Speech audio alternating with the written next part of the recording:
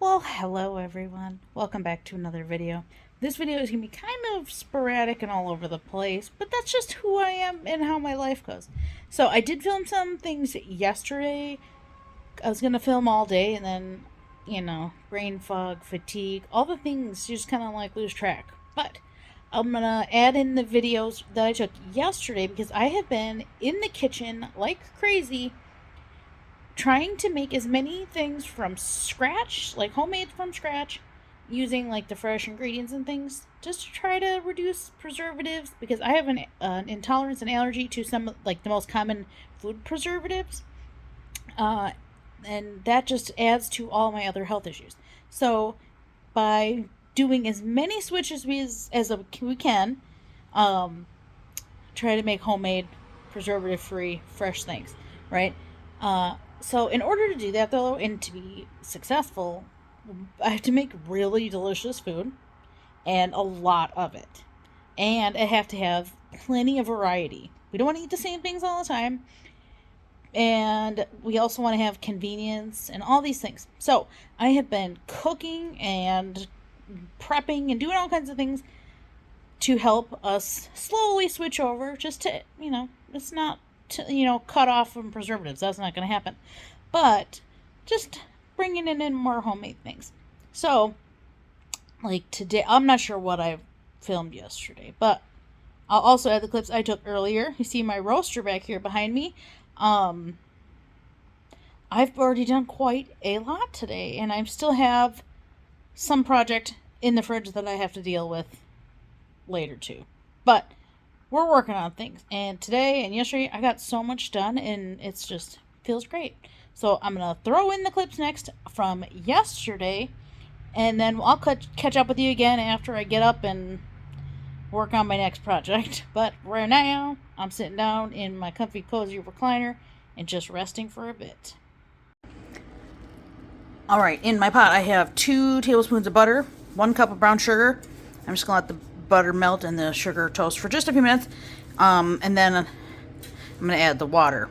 And then when it's done melting, or all the sugar's done dissolving, then we're gonna add a little bit of cake batter extract to make our cake batter simple syrup for our coffee. All right, my next big project.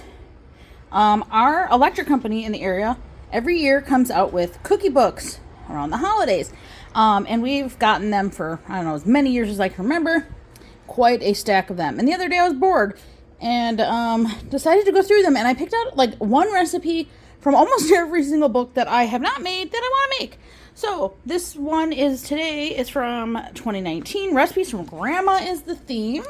These are the cookies. Instead of doing a fork print, I used my silicone mat to do these little dots. And, oh, wrong side. Let's see. The one I'm making are these caramel cream sandwich cookies. So I hope they're delicious. There's brown butter in it, so how could it be bad, I'll show you what they turn out like, I suppose. Well, I've been wanting one of these tools for a while now. I happened to stop at the thrift store, new in box, $3.50. I was thrilled. All right, after about 40 minutes, I got a little bit of cheese shredded. Oh, what a joke. It doesn't stay put. It doesn't stay together. It's too cheap and flimsy, so it was a waste of $3.50, but I got an extreme workout in, and hopefully this is enough cheese. I'll go show you what I'm going to use this for. I got bags of these little mini naan breads for 33 cents each at my discount store, and they've been in the freezer. So what I'm going to do is I'm going to put pizza sauce, little teeny tiny chicken bites. I'll have to show you those when I get wrap them. But I'm going to get them sauced first, and we're going to do chicken parmesan mini pizza bites for dinner. All right, see these little chicken niblets? I piled on as many as I could, bulk it up, protein.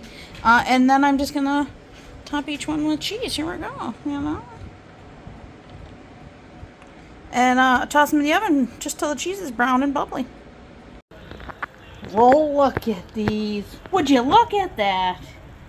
It's an absolute mess, kind of. But I think they're going to be absolutely delicious. Yes, I had a great idea. Look at those. I sprinkled a bunch of Italian seasoning over the top before I tossed them in the oven. So, that is part of lunch slash whatever. Alright, I decided I needed to do this, but I'm working through chaos and look at all this clutter. But I'm going to do it anyway. I'm making my own French onion soup mix to go with the meal I'm making. So, before I printed it, I did it times 10, I think. So it's a huge batch. I also dehydrated my own onions to make the dried minced onions. So they're absolutely delicious and flavorful. So we're going to go ahead and do that. And then we'll show you what we're going to use this mix for in a little bit. Alright, I got my jumbo Nesco roaster. Overnight I I made my own brine and soaked these. They're yellow because I did turmeric also. But anyway, I did a homemade brine recipe that I saw on Pinterest. And now I got all the brine out. There's a little bit of bits and chunks. And then I'm going to cover them with the French onion soup mix that I made. And then probably some butter. And then kind of rotate them through the day. I also crammed onion inside of both of them because that's what I have. I don't have any celery or carrots. We're just making do. So this is a project that's going to take a couple hours, of course. But it will provide a ton of meat. We'll just pull it off the bone and eat it fresh. And then freeze a bunch, hopefully, for convenient, easy meals in the future. All right, my next project is I baked an extra loaf of Amish sandwich bread. I'm going to dice it all up, get it in this big pan, and roast it, dry it out so I can make breadcrumbs.